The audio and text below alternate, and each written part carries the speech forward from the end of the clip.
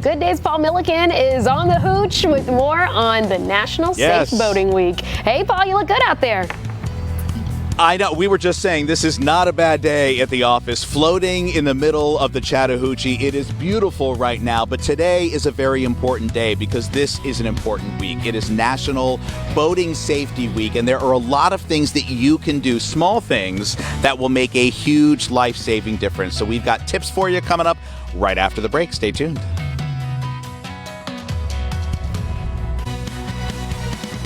Welcome back. We are right in the middle of National Safe Boating Week. It's an important one, and local safety advocates want to make sure you and your family safely enjoy Georgia's waterways. And if kayaking is on your list of summer things to do, we have some things you need to know before you even start to paddle. So Good Day's Paul Milliken is live in Roswell. Yes. Wow, Paul, this is quite a pretty sight, I've got to say.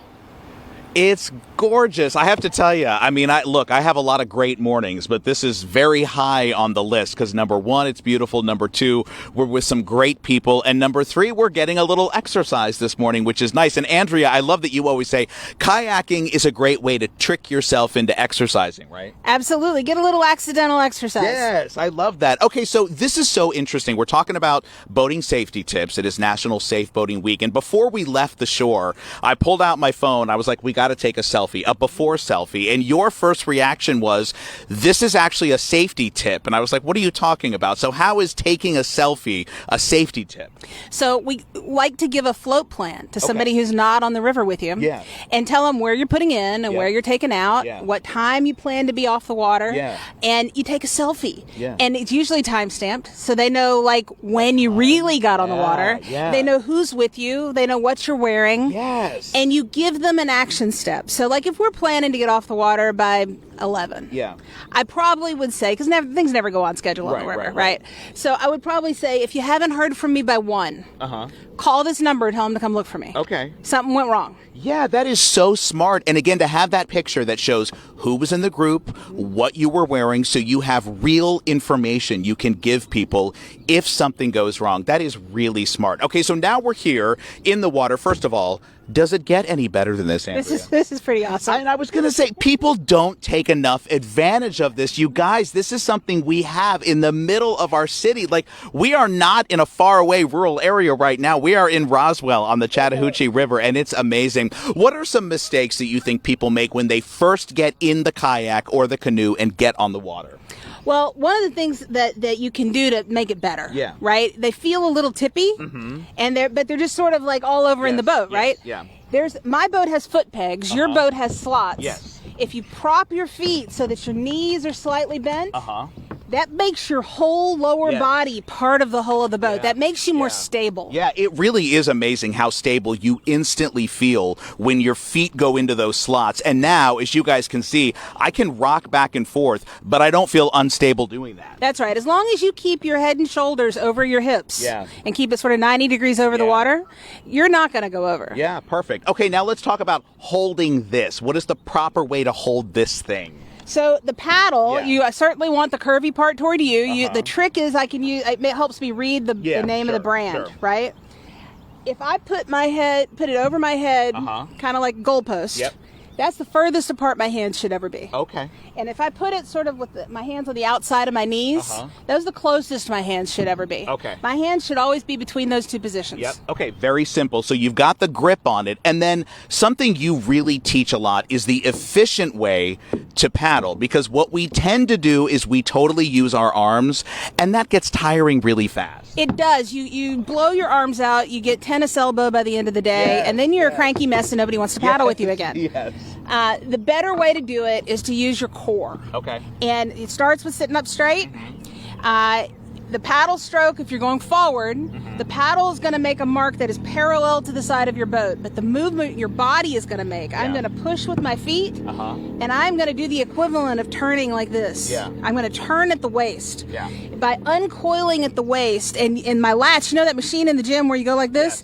I'm going to use those muscles. Because that way, I'm using my quads, I'm using my lats, I'm using my because those are the bigger muscles. So those are the muscles that aren't going to tire out as fast, right? And that is Yeah. so much more smooth and more powerful. Yeah, so do that again if you would, and let's just watch for a second. So watch the way that Andrea, her whole body is going to turn because she's using those muscles on the side. So I'm literally gonna Yep, you go through. turn at the waist. Yeah, you turn at the waist. And it's crazy that, I mean, instantly, I'm telling you guys at home, when you start doing that, you notice the difference instantly. You start moving forward a lot faster, and you just have this much more efficient way to move forward. And so you won't be as tired.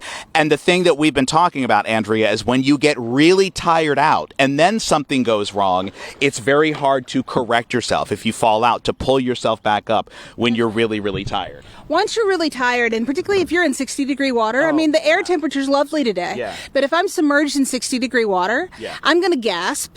If I'm underwater when I gasp, I now have an additional problem. Yeah. In about 10 minutes, I'm going to lose dexterity in my fingers, right? And if I've been paddling all day and my arms are all worn out and now I've lost dexterity and I'm not thinking straight and I'm gasping for air, now I've got a problem, even if it's just glassy water like this. Yeah, absolutely. So some really important tips. And Alex Whitler, we're not done because we are with encyclopedias of kayaking information this morning. We got to give a shout out to Kathy, who is behind Tim in that one there, and of course Andrea. So we have more coming up in the next hour. And look, I mean, maybe beyond the next hour, because I don't think I'm leaving all day. I'm so comfortable. I'll be doing streaming live reports for you 11, 12, 1, 2, 3. I'm staying on the river, Alex. I don't blame you. I was over here practicing too, turning my entire upper body. Yeah, turn. Yes. Yeah, that's good. It makes I can a tell my huge abs difference. Get a nice workout from that. You just might see You me do. out there Good too. core. Yeah. All right, Paul, thank you. All right. Again, National Safe Boating Week runs through Friday, May 22nd. For more safety information, head over to the National Safe Boating Council website. We'll put a link to that on fox5atlanta.com. Just look for this story under the Good Day section. It's not. What you up to? Yeah, good morning. What am I up to? I'm floating right now. This is amazing. What a day at the office. We're live in the middle of the Chattahoochee River right now, hanging out with our great friend Andrea, talking about National Safe Boating Week. There are little things that you can do when you are going out on a kayak that can literally save your life. So we're going over the tips and just enjoying the beautiful sights coming up after the break. And the reason why Paul's out there is National Safe Boating Week, and local safety advocates want to make sure you and your family safely enjoy Georgia's waterways. Yeah, and if kayaking is on your summer to-do list, there are some things that you should know before you get out there and start paddling. Yeah, Good Day Atlanta's Paul Milliken is live in Roswell this morning in the coolest spot to be right now. Oh, come on.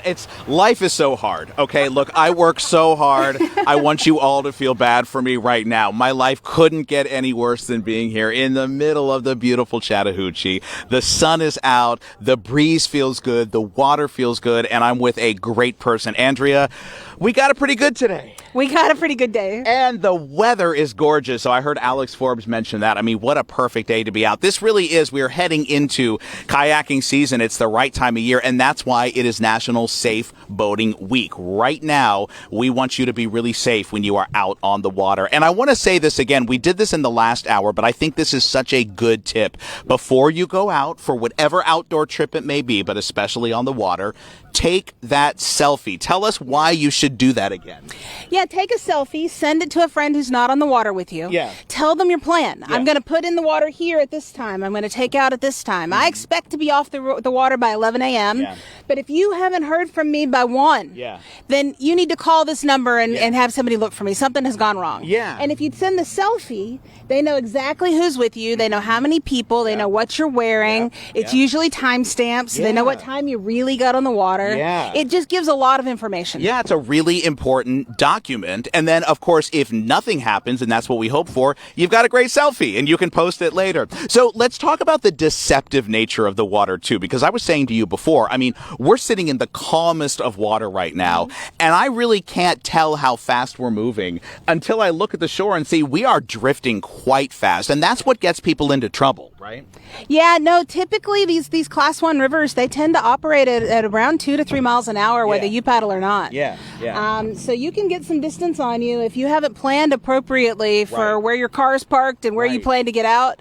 You can miss it Yeah, and it makes a difference because you can get really disoriented as to where you are, as I keep doing. I can't remember what section of the river we're on. And that's also important to mention, too, that, like, the calm water, that's when a lot of accidents happen. It is. People take it for granted. They look out and they see this calm, glassy water and they think, what could go wrong? Right. But the thing is, it's water.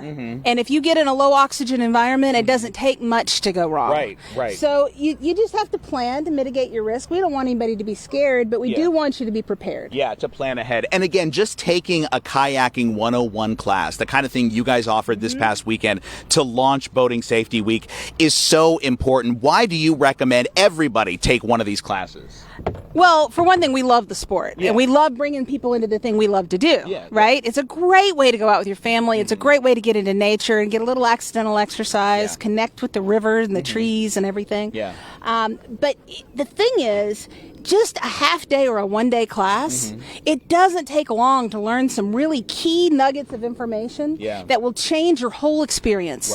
And then you love it. Then you have so much fun. Then you can go carve the river and have adventures, and it really levels up your ability to go have fun. Yeah. We are also modeling another safety tip this morning in that we are with a group of people.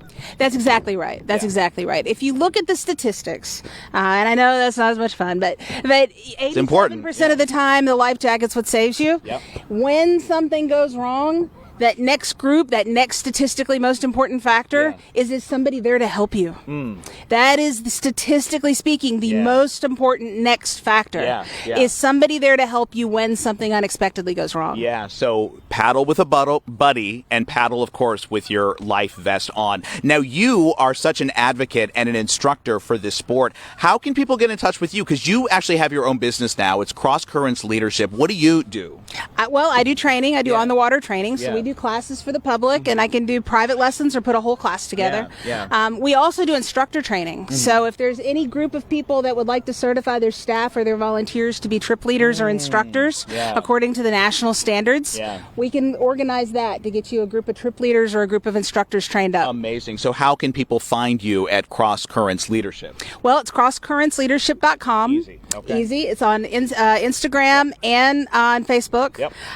Also, I have a Substack that if you subscribe to my Substack, you'll get all my newsletters. Amazing. Very cool. I told you, put me on that mailing list, too. Let me tell you, she is a really great teacher. You are so good at what you do and making this so easy to understand and making people want to do this more because it really is fun. So to that end, we will end again with the proper way just to paddle. So we did this in the last hour, but I think it's so important, too, because I keep finding myself trying to move my arms, and I'm getting so tired. My arms hurt. I don't have the muscles I used to. So demo, if you would, and I'll show you what she's going to do here. Watch the way that Andrea's entire body is turning. She is pivoting in the middle and turning. So she is using the larger muscles, like the lats and things like that, which is giving her more stability, but it's also making her move faster and more efficiently. It really makes a huge difference when you start turning your entire body with each paddle rather than just moving your arms. As you see, she is moving a whole lot faster. In fact, they have left me in the dust back here. No, okay, now